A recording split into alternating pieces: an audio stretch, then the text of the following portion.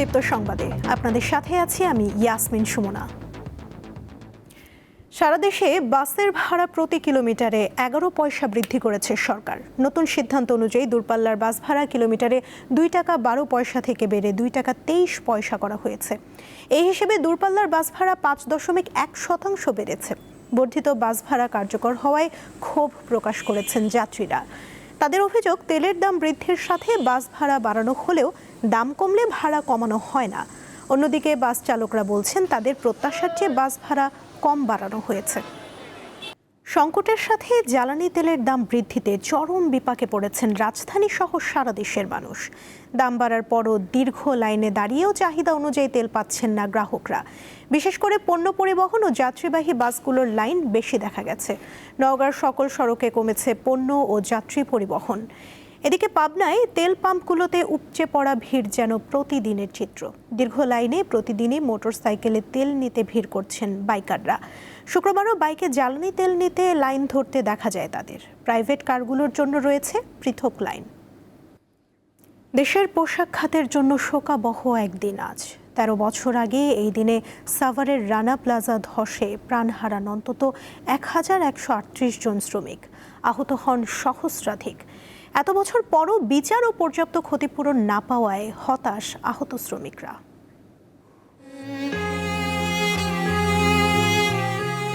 রানা প্লাজার 7ম তলায় new style limited পোশাক কারখানায় কাজ করতেন মাসুদা বেগম। দুর্ঘটনার দিন ভবনের নিচে চাপা পড়েছিলেন তিনি। এতে তার কোমরের 2টি হাড় ভেঙে যায়। আজও সেই স্মৃতি মনে করে আটকে ওঠেন মাসুদা। মানে একটা ঝাঁকুনি দিছে, মানে একটা শব্দ হয়েছে, মাথায় গুড়ি মারলে যেমন হয় ওই রকম।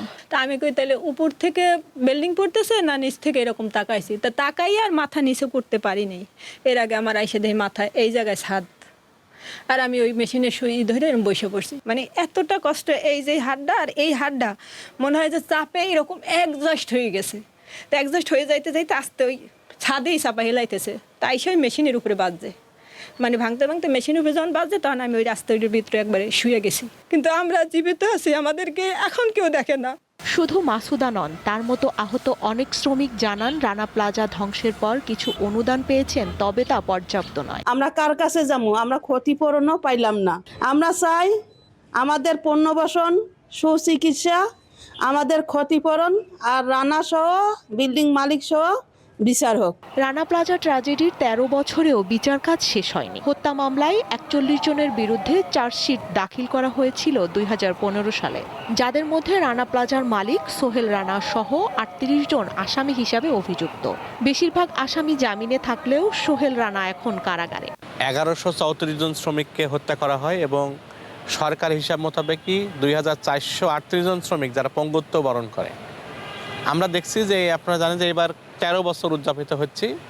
আমরা এই 13 বছরেই শ্রমিকদের ক্ষতিপূরণ, পুনর্বাসন, সুচিকিৎসা এবং বিচার কোনোটাই আসলে নিশ্চিত হয় নাই। এখন যেহেতু নতুন একটা সরকার আসছে, আমরা মনে করি যে এখন সেটা দাবিটা পূরণ করবে। 2013 সালে 24 এপ্রিল ধসে পড়ে সাভার বাজার বাস স্ট্যান্ড এলাকার রানা প্লাজা। ভয়াবহ সেই দুর্ঘটনায় প্রাণ হারিয়েছিলেন অন্তত 1138 জন, আহত হন সহস্রাধিক। স্বস্তিকা সিংহ, দীপ্ত, বার্তাকক্ষ। সেশন জট শূন্যে নামে আধুনিক ও মানসম্মত প্রতিষ্ঠানে রূপান্তরের লক্ষ্যে বহুমুখী উদ্যোগ নেওয়া হচ্ছে বলে জানিয়েছেন জাতীয় বিশ্ববিদ্যালয়ের উপাচার্য প্রফেসর ডক্টর ASM আমানুল্লাহ। 2025-26 শিক্ষাবর্ষের স্নাতক ভর্তি পরীক্ষার প্রস্তুতি নিয়ে বিশ্ববিদ্যালয়ের নগর কার্যালয়ে আয়োজিত সংবাদ সম্মেলনে কথা বলেন তিনি। আগামী 25 এপ্রিল অনুষ্ঠিত হবে এই ভর্তি পরীক্ষা। এতে অংশ নেবে 4,53,148 জন শিক্ষার্থী। উপাচার্য আরও বলেন, শিক্ষার্থীদের ভবিষ্যৎ উজ্জ্বল করতে সংস্কার কার্যক্রম হাতে নেওয়া হয়েছে। দীর্ঘদিনের সেশন জট নিরসনের কাজ শেষ পর্যায়ে বলেও জানান তিনি। জাতীয় বিশ্ববিদ্যালয় নিয়ে জাতির অনেক আশা আকাঙ্ক্ষা। জাতীয় বিশ্ববিদ্যালয়ের উপরে দেশের 70% উচ্চশিক্ষা নির্ভর করে। যেহেতু উচ্চশিক্ষার 70% একটা বিশ্ববিদ্যালয় নিয়ন্ত্রণ করে, সেই জন্য আমরা সেটাকে ইমপার্শিয়ালি এখানে গুড গভর্নেন্স প্রতিষ্ঠা করার জন্য, সুশাসন প্রতিষ্ঠা করার জন্য, অ্যাকাউন্টেবিলিটি প্রতিষ্ঠা করার জন্য যা যা করা দরকার আমরা সেই কাজগুলোতে সংস্কার কার্যক্রমে হাত দিয়েছি। 27 নভেম্বর ডিসেম্বর নাগাদ জাতীয় বিশ্ববিদ্যালয়ে আমরা আশা করছি যেভাবে যাচ্ছি সেশন জট বলতে কিছু থাকবে না। বন্ধু প্রতিম দেশগুলোর জন্য হরমুজ প্রণালীতে ফি মওকুফ করেছে ইরান। রাশিয়ায় নিযুক্ত ইরানের রাষ্ট্রদূত কাজেম জালালির বরাতে এ তথ্য জানিয়েছে রাশিয়ার রাষ্ট্রীয় সংবাদ সংস্থা রিয়া নভোস্তি। তিনি জানান, কিছু নির্দিষ্ট দেশের জন্য বিশেষ ছাড়ের ব্যবস্থা করেছে ইরান। এদিকে ইসরায়েল ও লেবানন যুদ্ধবিরতির মেয়াদ 3 সপ্তাহ বাড়াতে সম্মত হয়েছে বলে জানিয়েছেন যুক্তরাষ্ট্রের প্রেসিডেন্ট ডোনাল্ড ট্রাম্প। এছাড়া উপযুক্ত সময় এবং লাভজনক না হওয়া পর্যন্ত তেহরানের সঙ্গে কোনো সমঝোতায় না যাওয়ার ঘোষণাও দিয়েছেন তিনি। ট্রাম্প আরও জানান, যুদ্ধবিরতিতে ইরান সামরিক সক্ষমতা কিছুটা পুনর্গঠন করলেও মার্কিন বাহিনী দ্রুতই তা অকার্যকর করে দিতে পারে। এমন অবস্থায় ইরানের ওপর নৌ অবরোধে মধ্যপ্রাচ্য ও ভারত মহাসাগরীয় অঞ্চলে নিজেদের সামরিক শক্তি আরও বাড়িয়েছে যুক্তরাষ্ট্র। ওই অঞ্চলে 2টি বিমানবাহী রণতরী সহ যুক্তরাষ্ট্রের অন্তত 26টি যুদ্ধজাহাজ অবস্থান করছে এবং মার্কিন বিমানবাহী রণতরী USS জর্জ H.W. বুশ মধ্যপ্রাচ্যের দিকে এগোচ্ছে। অন্যদিকে ভারত মহাসাগরে ইরানের একটি তেলবাহী জাহাজ জব্দ করেছে যুক্তরাষ্ট্র। তীব্র তাপপ্রবাহ বিশ্বের খাদ্য ব্যবস্থার জন্য সরাসরি হুমকি হয়ে উঠছে। এরকম তাপপ্রবাহ চলতে থাকলে বিশ্বজুড়ে 100 কোটির বেশি মানুষের জীবিকা মারাত্মক ঝুঁকিতে পড়বে বলে সতর্ক করেছে জাতিসংঘ। জাতিসংঘের খাদ্য ও কৃষি সংস্থা এবং বিশ্ব আবহাওয়া সংস্থার যৌথ প্রতিবেদনে এমন সতর্ক বার্তা দেওয়া হয়েছে। বলা হয়, স্থলভাগ ও সমুদ্রে তাপপ্রবাহ যত তীব্র হচ্ছে, কিছু অঞ্চলে খাদ্য সরবরাহ ব্যবস্থা ততই চরম সংকটের দিকে যাচ্ছে।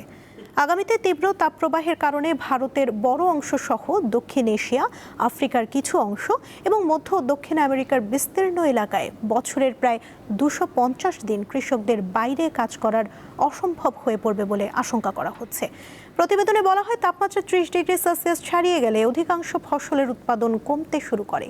ইতোমধ্যে কিছু এলাকায় ভুট্টা ও গমের উৎপাদন প্রায় 10% কমে গেছে। এছাড়া তাপপ্রবাহের কারণে পানিতে অক্সিজেনের পরিমাণ কমার কারণে কমছে মৎস্য সম্পদও। প্রতিবেদনে খাদ্য ব্যবস্থায় বৈচিত্র্য আনার পাশাপাশি বৈশ্বিক জলবায়ুর দিকে নজর দেওয়ার পরামর্শ বিশেষজ্ঞদের। খেলার খবর।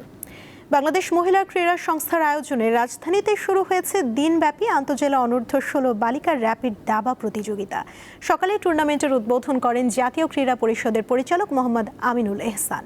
তৃণমূল পর্যায়ে নারী দাবাড়ু তৈরির লক্ষ্যে আয়োজিত এই আসরে অংশ নিচ্ছে ঢাকা, চট্টগ্রাম ও সিলেট সহ দেশের 25টি জেলার প্রায় 80 জন খেলোয়াড়। অনুষ্ঠানে বিশেষ অতিথি ছিলেন দাবা ফেডারেশনের যুগ্ম সম্পাদক লোকমান হোসেন মোল্লা এবং হ্যাট্রিক জাতীয় চ্যাম্পিয়ন নৌশিন আঞ্জুম।